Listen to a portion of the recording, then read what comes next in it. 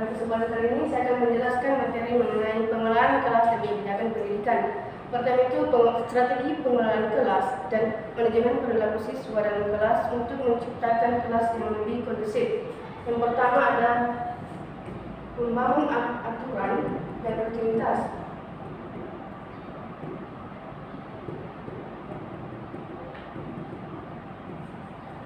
Membangun aturan dan rutinitas. Guru membuat aturan yang jelas, spesifik, dan disepakati oleh siswa. Kemudian guru juga menerapkan rutinitas harian untuk mengurangi ketidakpastian dan meningkatkan kedisiplinan siswa. Kemudian yang kedua, menciptakan aturan yang positif. Menciptakan hubungan yang positif.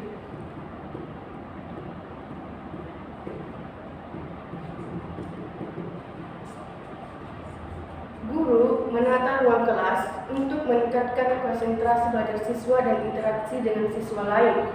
Guru juga menciptakan atmosfer kelas yang ramah, inklusif, dan menerima keberagaman siswa. Kemudian yang ketiga, menjalin hubungan positif dengan siswa.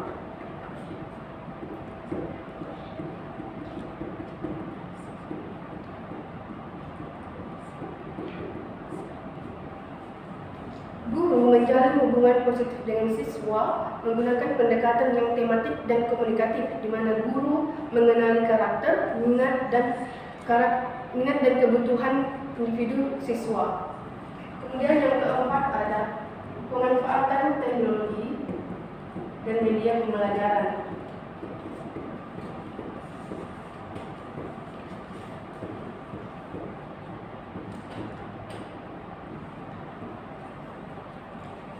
Pemanfaatan teknologi dan media pembelajaran.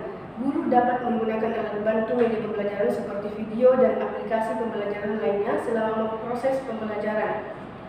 Kemudian yang terakhir, menerapkan sistem penguatan positif.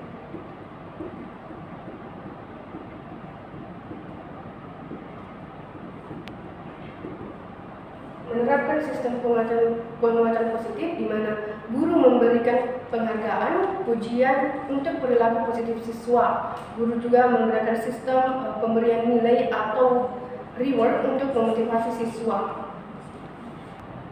Untuk strategi selanjutnya yaitu menggunakan pendekatan retoratif.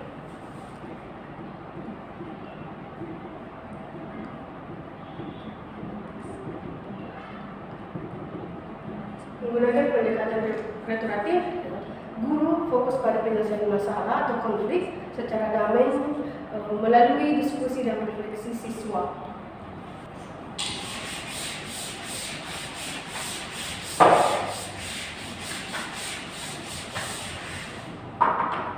Untuk topik selanjutnya itu pendekatan disiplin positif dan pencegahan konflik di kelas. Yang pertama ada pendekatan kolaboratif.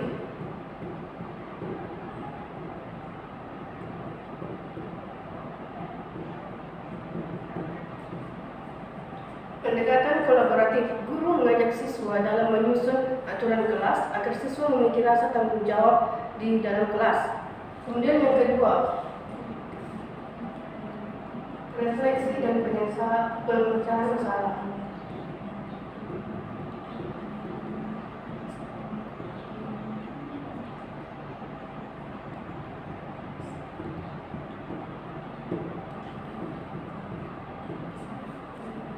Refleksi dan pemecahan masalah.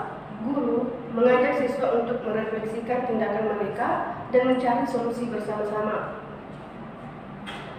Kemudian yang ketiga,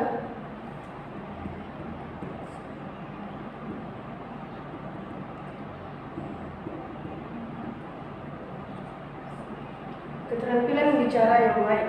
Guru mengajarkan siswa cara menyampaikan pendapat dengan sopan dan bagaimana harus mendengarkan perkataan orang lain. Topik selanjutnya yaitu evaluasi dan refleksi praktik pengelolaan kelas. Yang pertama adalah mengumpulkan data dan menganalisisnya.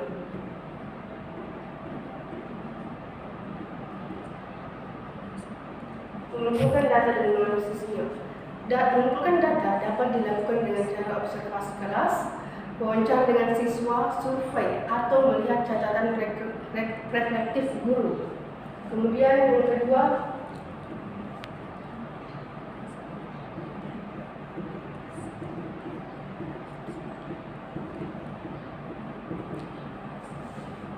yaitu menggunakan rubrik evaluasi. Rubrik evaluasi digunakan untuk menilai strategi pengelolaan kelas berdasarkan indikator-indikator tertentu seperti keterlibatan siswa, kedisiplinan siswa, dan efektivitas strategi mengajar. Kemudian yang ketiga,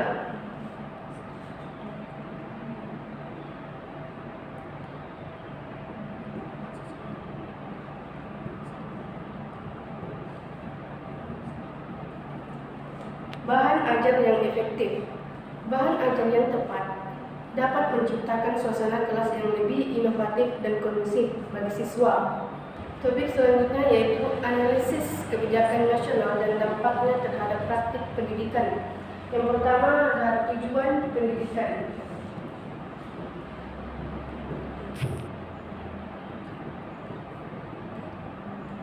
Tujuan pendidikan.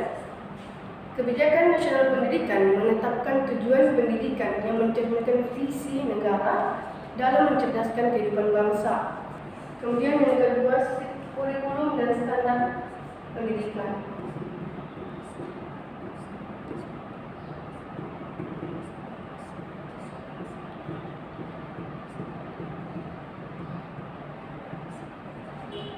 Kurikulum dan standar pendidikan. Kurikulum nasional menentukan apa yang harus diajarkan di sekolah, termasuk kompetensi dan asesmen penilaian siswa.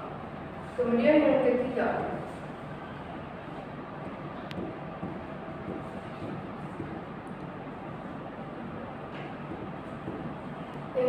sumber daya. Ketersediaan anggaran, infrastruktur dan teknologi pendidikan menciptakan ruangan kelas dan proses pembelajaran yang lebih inovatif dan kondusif. Selanjutnya, dampak dari kebijakan pendidikan nasional terhadap praktik pendidikan bisa sangat bervariasi tergantung pada implementasinya di tingkat lokal. Sebagai contoh, kebijakan yang dirancang dengan baik dan diterapkan secara efektif dapat meningkatkan kualitas pendidikan, aksesibilitas, serta mengurangi kesenjangan pendidikan. Selanjutnya, perbedaan kebijakan pendidikan antar negara. Yang pertama ada tujuan pendidikan.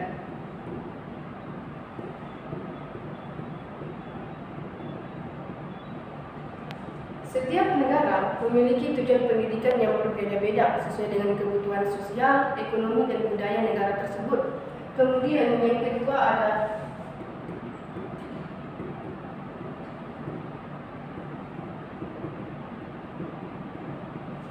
sistem pendidikan. Sistem pendidikan di tiap negara mencakup struktur jenjang sekolah, metode pembelajaran, serta kebijakan pemerataan akses pendidikan yang berbeda-beda. Kemudian yang ketiga,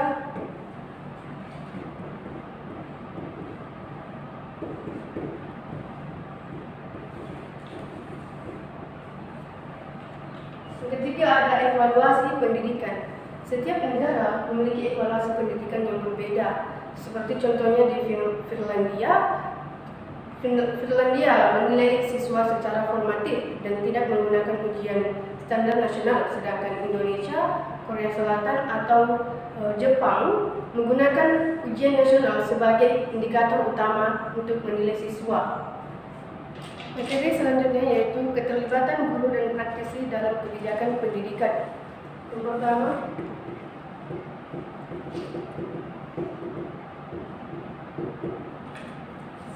partisipasi dalam penyusunan kebijakan. Guru dan praktisi dapat berkontribusi melalui forum konsultasi publik, diskusi dengan pemangku kepentingan, serta survei yang dilakukan oleh pemerintah atau lembaga pendidikan. Kemudian yang kedua,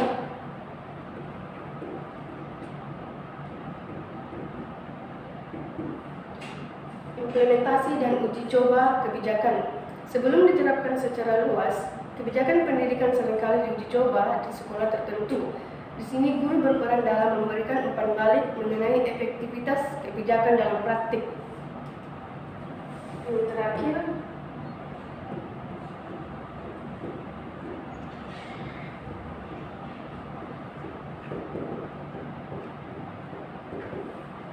pengembangan inovasi. Guru berperan dalam mengusulkan inovasi dalam metode pembelajaran atau sistem asesmen yang lebih efektif. Sekian dan terima kasih. Wassalamualaikum warahmatullahi wabarakatuh.